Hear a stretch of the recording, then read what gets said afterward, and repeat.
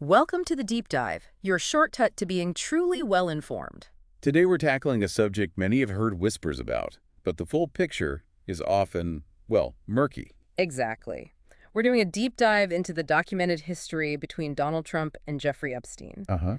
We want to move past the headlines, really look at the public records, their interactions, yes, but specifically those detailed allegations in the Jane Doe lawsuit. And it's fascinating, isn't it, how you have these different kinds of records, social columns, flight logs, but then also sworn court documents. Right. We'll lay out what those sources say and let you, the listener, connect the dots. Our job is to synthesize that information, give you that comprehensive view based on what's actually documented. Okay, so let's start at the beginning. Where does the documented relationship begin? Well, the sources show they moved in the same elite circles for a pretty long time. We're talking roughly 2 decades. From the late 80s to the early 2000s. That's right. They were photographed together, went to each other's parties, definitely had overlapping social scenes. Give us a sense of that scene. What did it look like? Think Mar-a-Lago in Florida. Epstein was there quite a bit, even brought Ghislaine Maxwell sometime. Even though he wasn't a member. Apparently not, no. But he's a familiar face, and conversely, Trump went to dinner parties at Epstein's place in Manhattan. So mutual invitations. Yes. And through the 90s, they were spotted together a lot. One Palm Beach observer called them tight, each other's wingmen. That was the quote. Wingmen. Wow. Any specific examples stand out? There are quite a few documented instances. There's that 1992 Mar-a-Lago party, the one with the NFL cheerleaders. I think I've seen footage of that. Right. Footage shows Trump greeting Epstein, whispering something in his ear. Then you have photos, videos from other Mar-a-Lago events, 92, 97, 2000. And wasn't there a double date situation? Yes, in 2000. A charity tennis event. Hmm. It was Trump and Melania Knauss, who he was dating then, with Epstein and Maxwell. Prince Andrew was also there. Quite the group. And a photo from a Victoria's Secret party in 97 also shows them together. So it wasn't, hidden. No, it seems quite public. And that leads to that infamous quote, doesn't it? Ah, yes, the 2002 New York Magazine piece. That's where Trump is quoted talking about Epstein. What did he say exactly? He said, "I've known Jeff for 15 years. Terrific guy. He's a lot of fun to be with." Okay. And then he adds, "It is even said that he likes beautiful women as much as I do, and many of them are on the younger side." And the timing on that is crucial. Absolutely critical. This was 2002, years before Epstein's criminal behavior really hit the public eye. So at the time, it was presented as praise. It certainly reads that way, and it fits with the broader picture. Their overlapping networks both kind of cultivated this image, right? Wealthy playboys, attractive women. And the address book. Right, Epstein's infamous address book. When that became public, it had 14 phone numbers linked to Trump, Melania, his inner circle. 14 numbers. Suggests fairly regular contact. It suggests multiple points of contact, definitely. And it wasn't just parties. There was travel. On Epstein's plane. Yes. The flight logs show Trump flew on Epstein's private jet at least 7 times in the early 90s. 4 of those flights were just in 1993. And Epstein's brother confirmed that, too. Mark Epstein, Jeffrey's brother, yeah. He said Trump flew numerous times. Trump also went to Epstein's Manhattan home for dinner. Okay.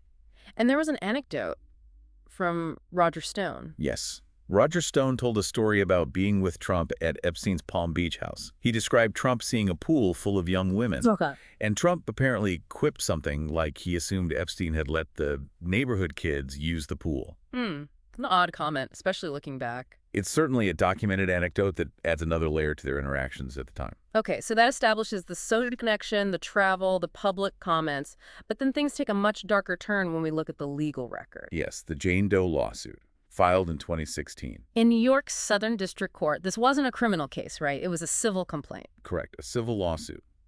But the allegations it contains are incredibly serious and very graphic. So what are the core claims? What does Jane Doe allege? The plaintiff, using the pseudonym Jane Doe, alleged multiple counts: rape, sexual misconduct, criminal sexual acts, sexual abuse. Against both Trump and Epstein. Yes, against both men. The complaint specifies these acts allegedly happened during the summer of 1994 Where? at parties hosted by Epstein at his townhouse on East 71st Street in Manhattan. And a crucial element is the plaintiff's age. Absolutely central. The lawsuit states Jane Doe was 13 years old at the time, legally a minor, incapable of consenting to sex under New York law. 13. The suit goes into detail about how she allegedly ended up at these parties. It does. It claims she was lured there, enticed with promises of money, maybe a modeling career. And she wasn't the only one. The complaint says there were other similarly situated minor females present at these parties as well. And the specific allegations against Trump. The lawsuit alleges Trump attended at least 4 of these parties, and that he initiated sexual contact with Jane Doe at all 4. 4 separate parties. That's the allegation. And it describes the 4th alleged encounter in brutal detail. What does it claim happened? It alleges Trump tied her to a bed, exposed himself, and then forcibly raped her. That's horrifying. It claims she pleaded loudly for him to stop, but that he responded by violently striking her face and screaming he'd do whatever he wanted. And then threats. Immediately after the alleged rape, yes. The complaint states Trump threatened her, saying if she ever told anyone, she and her family would be physically harmed, possibly killed. And what about Epstein's alleged role in the lawsuit? The complaint also directs specific allegations at Epstein. It states he had sexual contact with Jane Doe at 2 parties. 2 parties? Yes, and the second alleged encounter happened after the alleged rape by Trump. What does it claim Epstein did? It alleges Epstein forced himself on her, raping her anally and vaginally, again despite her pleas. And violence.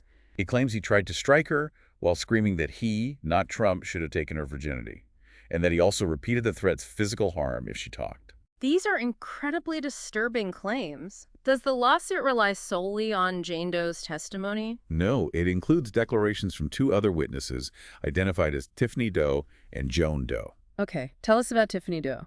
Tiffany Doe is identified as someone Epstein employed from 1991 to 2000.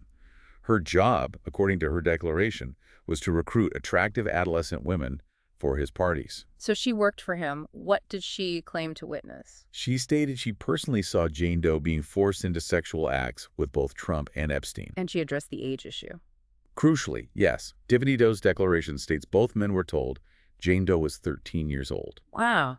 Anything else? She also alleged witnessing Trump force Jane Doe and another girl named Maria, who was apparently 12, to perform oral sex on him, and witnessed Trump being physically abusive to both. And she mentioned threats, too. Yes, she claims she heard Trump threaten Jane Doe, telling her she'd disappear like Maria if she spoke out, and that he could have her whole family killed. Tiffany Doe also claimed Epstein threatened her after she stopped working for him. That's quite a statement. What about the second witness, Joan Doe? Joan Doe is identified as a childhood classmate of Jane Doe. And her connection. Her declaration states that during the 1994-95 school year, Jane Doe confided in her, telling her about being sexually assaulted by both Trump and Epstein at parties in New York that summer. So a contemporaneous account, allegedly. According to Joan Doe's declaration, yes. Which brings up the question people always ask with older allegations. Why wait until 2016 to file the suit? Right, the statute of limitations question. The lawsuit addresses this head-on. How? It argues the time limit should be told, basically, paused or extended, On what grounds? due to what it calls continuous and active duress from both defendants. The plaintiff claimed they constantly reinforced their power and wealth, and her fear never went away. And she mentioned recent threats, too. Yes, she alleged that soon after she first filed a related complaint in California in April 2016, she started getting threatening calls from blocked numbers. So the argument was ongoing fear prevented earlier action. That was the legal argument presented in the complaint, yes. Okay, so we have the documented social ties ending in the early 2000s. Then these incredibly serious allegations dating back to 1994 surfacing legally in 2016. But the story of their relationship also includes a documented falling out, right? Before the lawsuit. That's correct. The narrative pushed by Trump and his allies is that the friendship ended years earlier. Over what? It seems the flashpoint was a big real estate deal in Palm Beach in 2004. The Maison de l'Amitié property. Exactly. Both Trump and Epstein wanted it badly. It went into bankruptcy court. And it got competitive. Very. The trustee handling the sale described it with Trump saying Epstein didn't have the money, Epstein saying Trump was all talk. Classic competitive bluster, it sounds like. Who won? Trump did. He outbid Epstein, got the estate for around $41.35 million. And that was the end of the friendship. That's the reported turning point, yes. That battle supposedly severed the ties for good. Importantly, this was 2004, years before Epstein's first conviction in 2008. And Trump also claims he banned Epstein from Mar-a-Lago. Right. Trump has said he banned him around 2007. His former aide, Sam Nunberg, backed this up, saying Trump called Epstein a real creep. Why the ban, according to them? The reason given was Epstein allegedly trying to recruit a young woman who worked at Mar-a-Lago for massages. So the Trump camp narrative is falling out in '04, ban in '07, well before the 2008 conviction. That's the timeline they consistently put forward, emphasizing the break happened before the legal troubles became widely known. How did their public statements about each other change over the years? Dramatically, especially on Trump's side. You contrast that 2002 terrific guy quote Right. with his statements as president in July 2019. Then he was saying, I was not a fan of his, hadn't spoken to him in 15 years, stressing they'd had a falling out. A complete reversal. What about Epstein? Epstein was less direct publicly. In a 2010 deposition, he confirmed socializing with Trump, but took the fifth gate, invoked his constitutional rights when asked if underage girls were present. And wasn't there reporting about later comments from Epstein? Journalist Michael Wolff reported that in 2017, Epstein supposedly described having a long-standing, deep relationship with Trump in recorded conversations. But Trump's team denied that. Vehemently denied it, yes. Though people who knew Epstein reportedly said Trump was one of the main people Epstein talked about. It's such a tangled web of claims and counterclaims, but there's one more piece that seems to contradict the not a fan narrative slightly. You mean the statement from Bradley Edwards? Yes, the lawyer for several Epstein victims. What did he say about Trump's involvement in the earlier investigation? Edwards, back in 2009 during the investigation into Epstein in Florida, actually credited Trump. He called him uniquely cooperative and very helpful. He singled him out. Yeah, Edwards said Trump was the only person who picked up the phone and provided assistance willingly when they reached out. Which adds yet another layer of complexity to how we understand their interactions over time. It certainly does. It highlights how different people had different experiences or perspectives regarding Trump's connection to the Epstein situation at various points. Okay, one final piece of the Jane Doe lawsuit. We need to cover the defamation claim. Right. This was filed within the same 2016 lawsuit as the assault allegations. Against Trump specifically? Yes, solely against Trump. It stems from a statement he made. What statement? The complaint says around April 28, 2016, after Jane Doe's initial complaint was filed in California, Trump gave a statement to American media and Radar Online. And the content of that statement. He said, the allegations are not only categorically false, but disgusting at the highest level and clearly framed to solicit media attention or, perhaps, are simply politically motivated. There is absolutely no merit to these allegations, period. Strong denial. Very strong.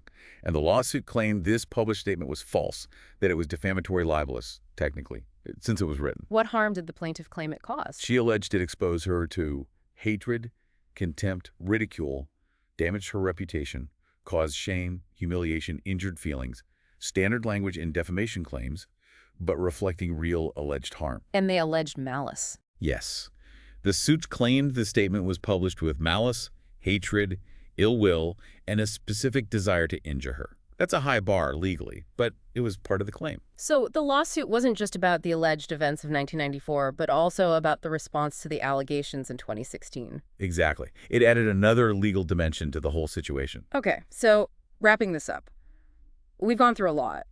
The documented social history, the photos, the flights, the quotes. Then the extremely serious allegations in the Jane Doe civil suit, supported by witness declarations detailing alleged events from 1994. And the subsequent falling out, shifting public statements, the defamation claim. It's a complex picture. It really requires piecing together all these different types of information, doesn't it? You have the public appearances, the private interactions suggested by logs and address books, and these stark legal allegations. Recognizing where things overlap, but also where they diverge or outright contradict each other. That process is really key to understanding what the documented record actually holds, especially when you have powerful figures involved and narratives shifting over time. Which leaves us with a final thought for you, the listener. When you have detailed, graphic allegations laid out in a formal legal complaint, complete with sworn witness statements, how does that weigh against the later denials, the shifting stories, the claims of faded friendships from the public figures involved? It's a difficult question. Yeah. How do you reconcile those sworn statements under penalty of perjury with public relations statements or political denials? There's no easy answer, but it's crucial to consider all those pieces, the social history, the legal claims, the public narrative, when trying to form your own informed understanding of these events. A lot to reflect on.